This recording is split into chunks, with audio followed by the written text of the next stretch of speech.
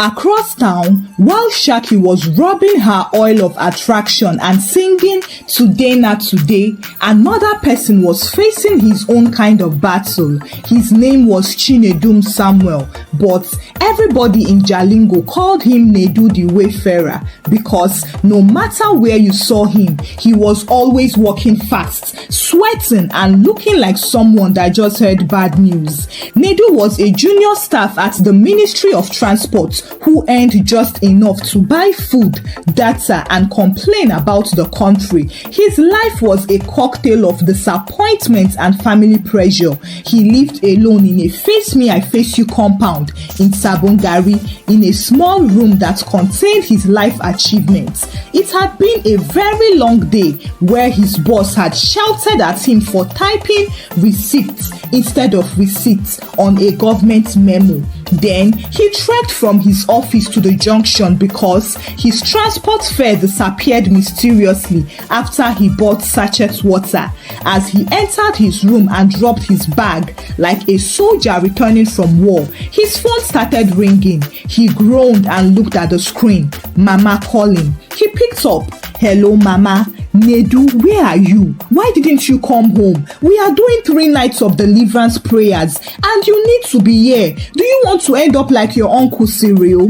Nedu sighed. "Mama, I'm tired. I had work today." "Work? That same work that hasn't changed your shoe in 4 years. Listen to me, Nedu. Your father is angry. He said there was a revelation yesterday. They saw a woman chasing you in the dream with 7 wrappers on her waist." Nedu rubbed his forehead. Which kind of Netflix revelation is this again? Just then, his father collected the phone. "Nedum, listen to me. We are not happy with your spiritual state. Things are not going well for you because you are stubborn. All those girls you are following up and down, be careful oh. The person chasing you in the spirit may not have teeth, but her mouth is very strong." Nedu groaned. "Papa, please. I'm not following anybody. I just need to rest." With that, he ended the call and tossed the phone on the bed as if it offended him. He sat down, unzipped his trousers and lay back on the bed.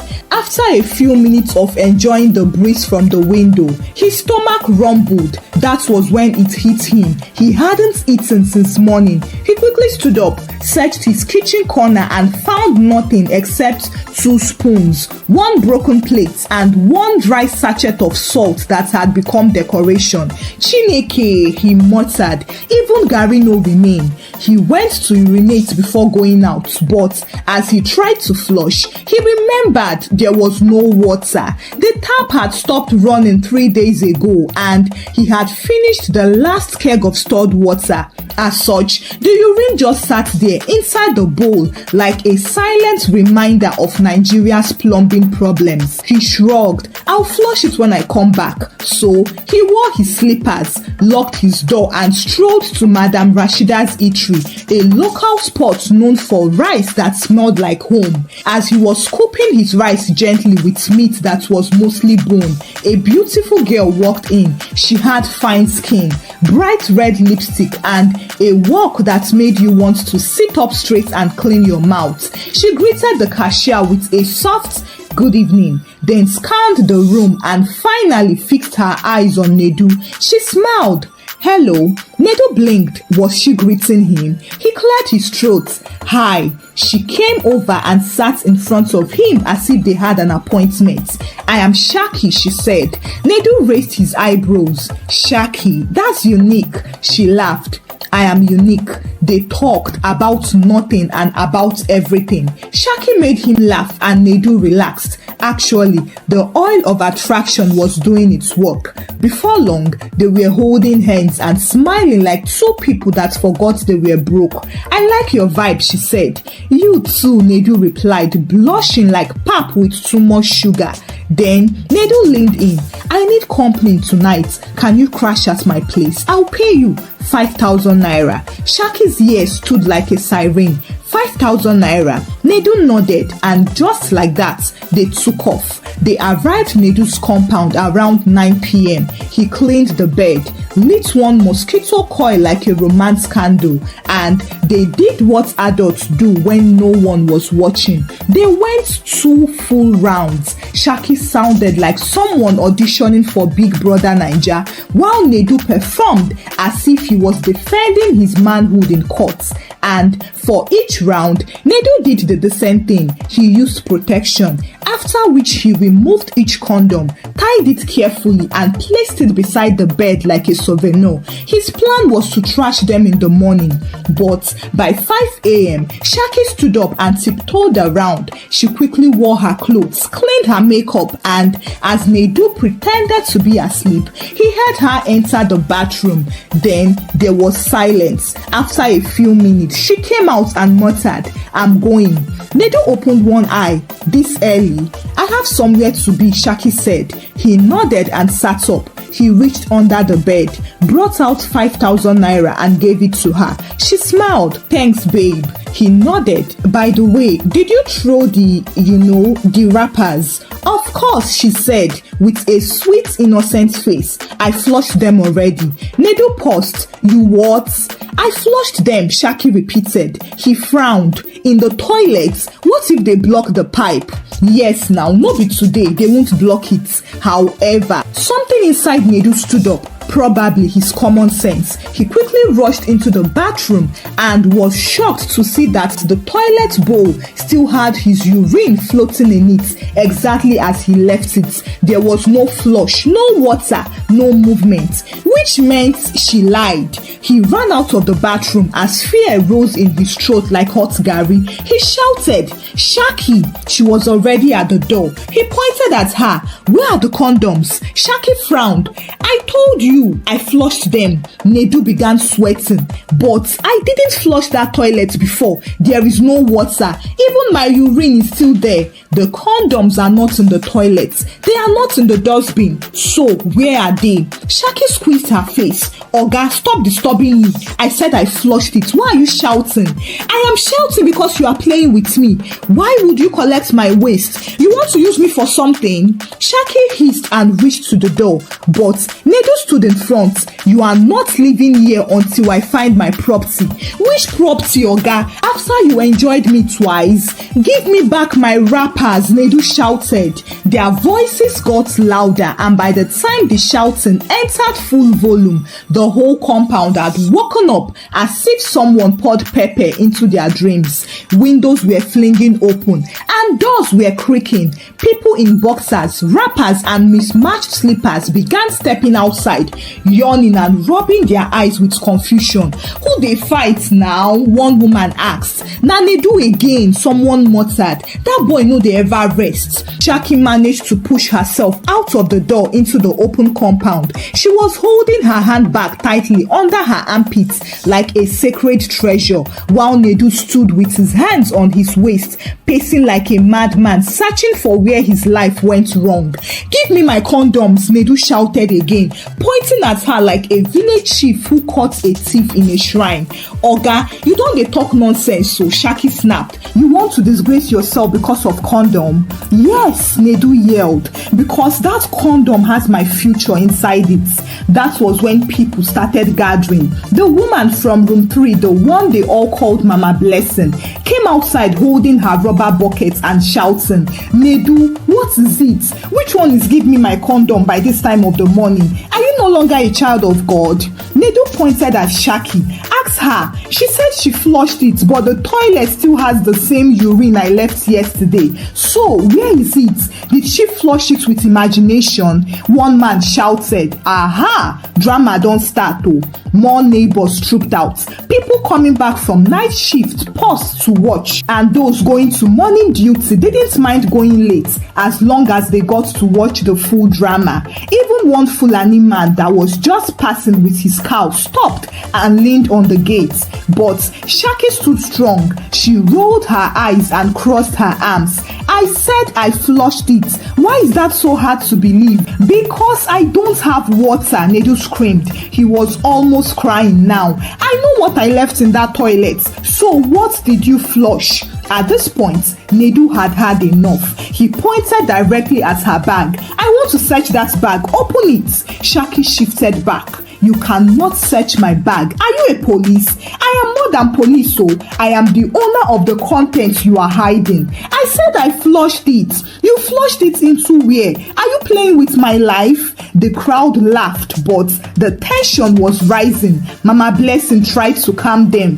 Please, sister, just open the bag so we can all rest. The sun never rise and my blood pressure don't dey dance. But Shaki shook her head stubbornly. I don't owe anybody any explanation. This man paid me and I performed. End of story.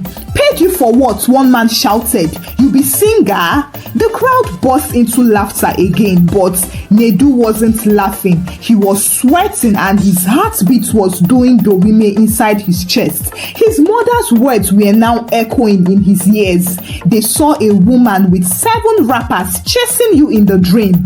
Maybe this was the woman. Maybe this was the final episode of his village people's drama. Just then, Abba Designer, the tailor who lived at the back, came forward. He was one of those men that liked violence in the morning. He shouted at Shaki, young woman, since you don't want to open the bag in peace, then make we do am by force. Nedu say na matter of life and death and you still dey talk. Shaki screamed, don't touch me, don't come close. But it was too late. Abba Designer snatched the bag from her armpit, quickly opened it as if he was unboxing an iPhone and poured everything on the ground. The crowd held their breath as the contents landed on the floor. There were condoms, used ones filled with the contents, 9 in number. Some were tied while some were leaking slightly. There was also a red lipstick, 1 sachet of cheap perfume, 2 pieces of chewing gum, and a screwdriver. The crowd fell silent while Nedu's mouth opened wide in shock. He fell to the ground and sat down like a disappointed student after seeing his JAMB results. Jesus, this girl has finished me. Which one among them is my own? Where do I even start from? One of the girls from the next compound screamed, Ewo, she dey carry spiritual evidence up and down. Another guy coughed and said, I swear, I recognize that red condom. It's the same one I use. Wait. Someone slapped his head. Mumu, you know they use new one, Abi. You dey recycle am. People started shouting, where did you get all this? Who gave you these things? What are you using them for? Shaki just stood there, stiff. She didn't speak. Her mouth refused to open, but her heart was beating fast. Someone shouted, na ritual, na spiritual things. She dey collect people destiny.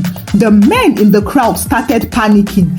I follow one girl last week wey resemble this one. I have been feeling headache since. Me too. I dream say one woman dey blow whistle near my bed. Meanwhile, some of the women were angry. Useless men. If you don't sleep with random girls, how will they use you for ritual? Yes, set them right. Next time they will face their wives. But some of the other girls there who knew her had other thoughts. They were telling themselves, Shaki's dull.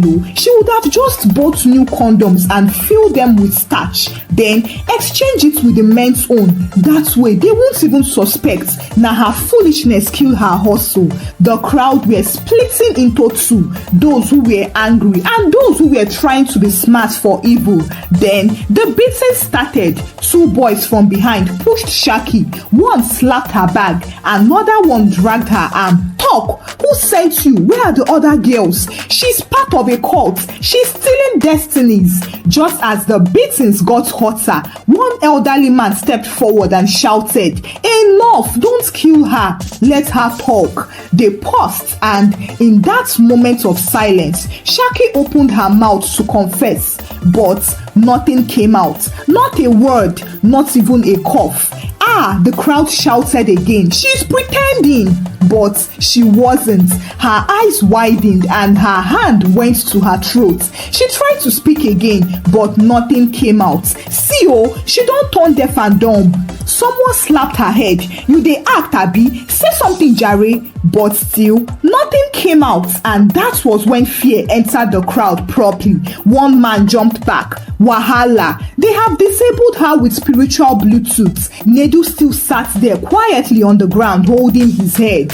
"I'm dead. I'm finished oh. I just wanted to eat rice." By that afternoon, the whole of Jalingo had heard the story. Every corner from Magami to Mile 6, from Sabongari to Malam Audu Suya spots, people were whispering, "You never hear? That Shaki girl collects used condoms for ritual. They say she went deaf and dumb overnight oh." My brother, 9 condoms fell from her bag like popcorn. Even people that didn't know her before suddenly became her cousins, neighbors, auntie's friend. The news flew like mosquitoes inside church. Fast, loud, and impossible to ignore. Men became paranoid. Husbands started avoiding runs girls. Boyfriends were now checking their used condoms like bank receipts. One man even went back to his ex to confirm just to be safe. Meanwhile, Shaki was sitting in a small police station near Nukai. Her eyes were wide open, her mouth was closed, and her ears were blank. She hadn't said a word since that morning, not even a whisper. Her bag was kept on the table in front of her like a criminal exhibit. The police officers didn't know what to do. One constable tried shouting at her, "You are pretending, Abi. You think we are shooting skits here? Speak, Jare. Where did you get those condoms from?" Akoko, nothing came out.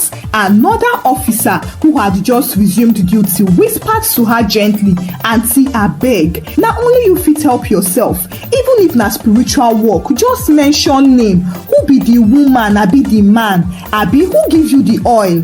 Still silence. The officer looked at her and shook his head. This one don jam spiritual trailer. Outside the station, the crowd was waiting. Hawkers had even arrived to sell gala and lacasera. The drama was now a full show. Some angry men wanted justice. Some women were shouting, "Let her go blind too. That one will complete the combination." But others were scared. "Make we no go touch her, come collect deafness," one man said. An elderly man said, "This girl don cross line wey no get center. Her punishment don start already. No need to beat her. She dey inside cage already." And truly, Shaki was trapped, not by police or by ropes, but by karma itself. The same mouth that once said, "I'm ready," could no longer say, "I am sorry." Back at Juliet Wells' house, there was chaos. News had reached the other girls. Sinopriti deleted all the photos of Shaki she had and locked her Instagram. Kefa's baby quickly packed her bag and disappeared. As for Juliet, she put her phone on airplane mode, threw her charm beads inside the gutter, and called her uncle in Wukari to come and pick her up that night. Everyone was jumping ship. They would go low for a meantime before they resumed business again. Nobody wanted to be the next viral ritualist headline because now who them catch be thief. As for Nedu, our poor civil servant, he became a local celebrity overnight. People stopped him on the road to ask, "Guy, now you be the condom survivor?" "Ah, Omo, you are really smart oh. If to say you no check toilet that day, your staff for don enter pepper soup, and you also saved those other 7 men too." But Nedu wasn't happy. He was still shaking. He couldn't sleep well. Anytime he saw a red lipstick, his chest would beat like a generator that needed petrol. He started walking around with one small Bible and a bottle of anointing oil inside his bag, even to the office. One day, a stranger greeted him on the road and he jumped. The man laughed. "Calm down, Oga, na just greeting." He became extremely careful. He now flushed the toilet before and after using it. He even started dating a prayerful girl who sold Bibles in front of the church. Her name was Sister Monica, and she believed kissing before marriage was a sin. Now, that gave Nedu perfect peace. As for Shaki, her life truly came to a bus stop. She was released after 2 days when the police realized she couldn't be charged with anything except carrying suspicious robbers. But no one took her home. No friend came. No Juliet, no Tino, nobody. So she wandered the streets of Jalingo barefoot with her hair scattered, her voice gone, and her ears locked. Thank you for watching the story. Kindly share with me your thoughts about the story. What lessons did you learn from the story? Share the story out with your loved ones and give the story a thumbs up. Subscribe to this channel if you've not done so by now. Until I bring another story your way. Bye!